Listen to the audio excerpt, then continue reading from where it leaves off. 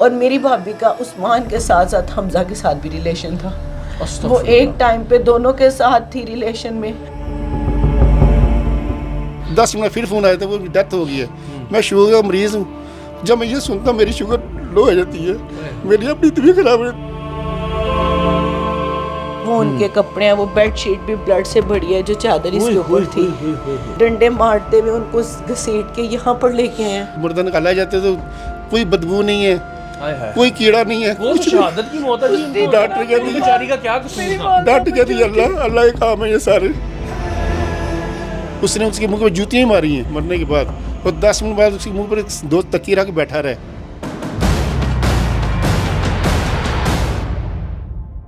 ناظرین, لاہور کے ایک علاقے سانہ میں اس وقت موجود ہوں جہاں پہ بڑا ہی دردناک, ہولناک اور عجیب قسم کا واقعہ اس طرح پیش آتا ہے کہ ایک بزرگ خاتون, ان کی بہو, داماد اور سوتیلا بیٹا تینوں مل کر ان کی جان لے لیتے ہیں. پاک 24 نیوز 7 کے ساتھ میں ہوں منان گیلانی. اس درد بھری کہانی کے پیچھے کیا راز ہیں, کیسے پھر عقدہ کھلتا ہے, کیونکہ جو ان کی فیملی ہے وہ تو یہ سمجھ کر ان کو دفنا دیتی ہے کہ جی ہماری والدہ واش روم کے اندر ان کا پاؤں پھسلا, سر زمین پہ لگا اور بلیڈنگ اتنی زیادہ ہوئی کہ ان کی جان چلی گئی. کہ یہ پریگننٹ بھی ہیں اور ظالم انسان کو اپنے ہونے والے بچے کا بھی احساس نہیں ہوا, اور کوئی اتنا لمبا کوئی شادی کو عرصہ نہیں ہوا تھا. میرے حال میں پہلا سال ہی تھا شادی. 8 ماہ گزرے تھے ابھی.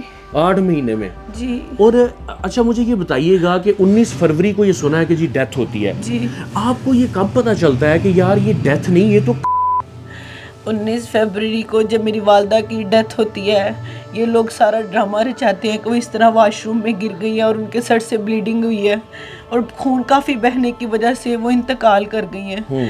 ہم سب اسی سوچ میں رہتے ہیں کہ واقعی میری والدہ واش روم میں گری ہیں اور ان کا خون کافی زیادہ نکل گیا, ان کو چکر آ گیا ہوگا اور وہ ان کی ڈیتھ ہو گئی ہے. اسی چکر میں والدہ کے پاس ساری رات باہر ہی رہتے ہیں کہ یہ چہرہ ہے یہ دوبارہ تو دنیا میں کبھی دیکھنے کو نہیں ملے گا.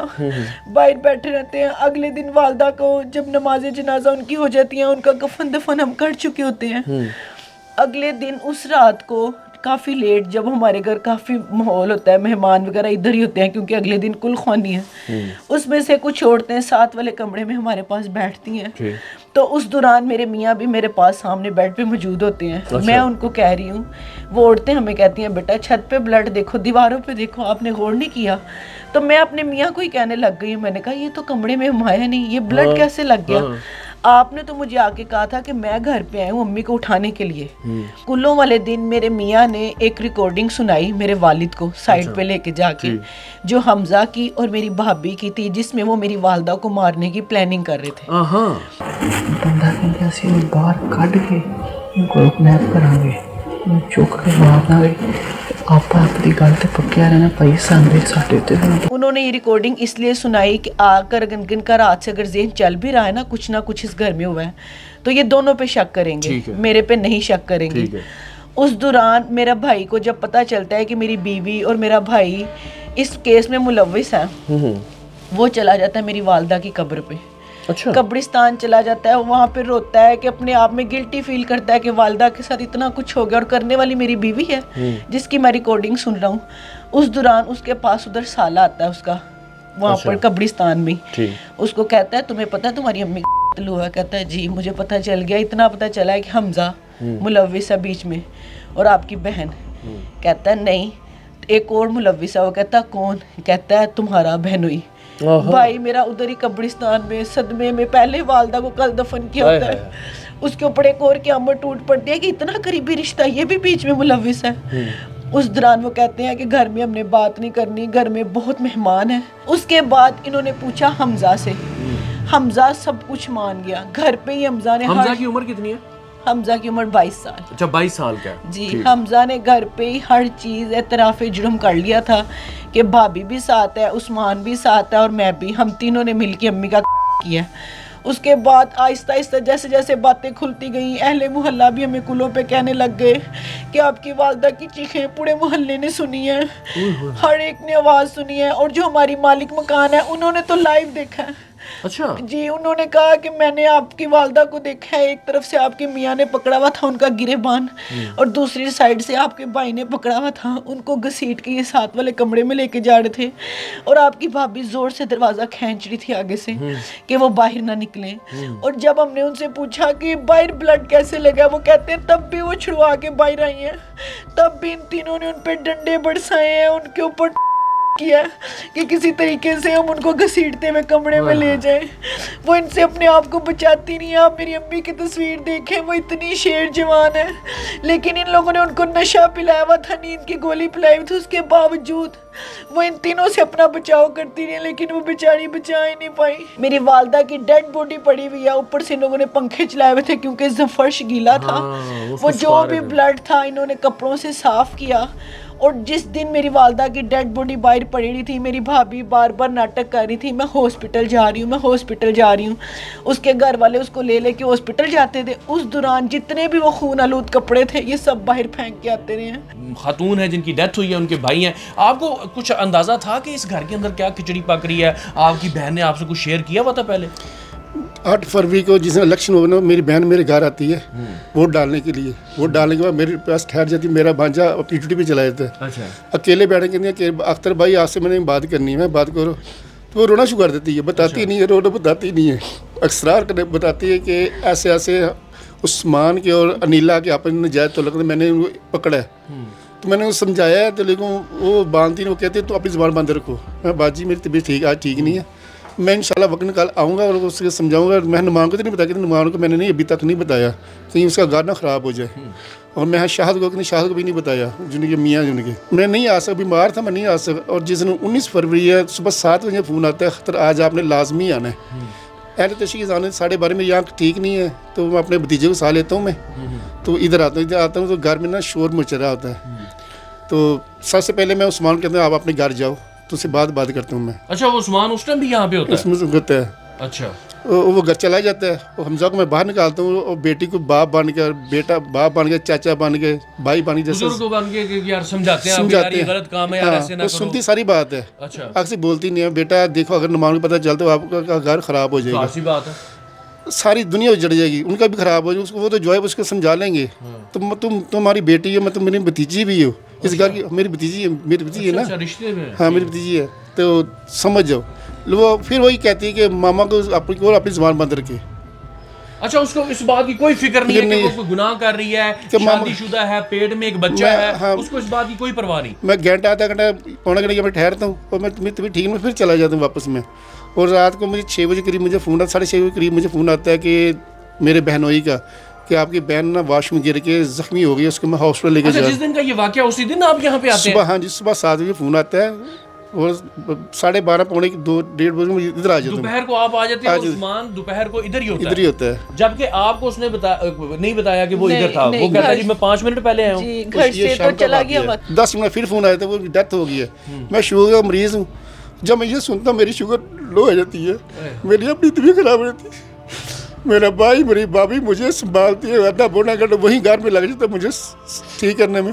हम यहाँ आते हैं तो अंदर नहीं, ये वॉशरूम करता हूँ मैं, फिर दोबारा अंदर नहीं आता हूँ, सारी रात बाहर ही बैठे रहते हैं। दफनाने के बाद मेरे बहनोई को मेरा जो जिसका मियाँ उस्मान है, वो अभी कि ना 16 मार्च पोस्टमार्टम 26 दिन बाद पोस्टमार्टम होता है। जब कब्र निकाली जाती है, मुर्दा निकाला जाता है, तो कोई बदबू नहीं है, कोई कीड़ा नहीं है, वो तो शहादत की मौत है जी। डॉक्टर कहती है बेचारी का क्या कसूर था? डॉक्टर कहती है अल्लाह के काम है ये सारे, सिर्फ मास्क लगाया था, जज ने लगाया होता है, ये डॉक्टर लगा, बाकी किसी ने मास्क नहीं लगाया होता। हम हर चीज़ का सामान ले गए थे, कीड़े मार दवा, खुशबू हर लेकर, किसी को किसी चीज़ की जरूरत नहीं पड़ी। डॉक्टर ने बताया जज साहब को, यहाँ में इसको करंट लगा हुआ है, यहाँ में निशान है बाजू। करंट किस चीज़ से लगाते रहे वो?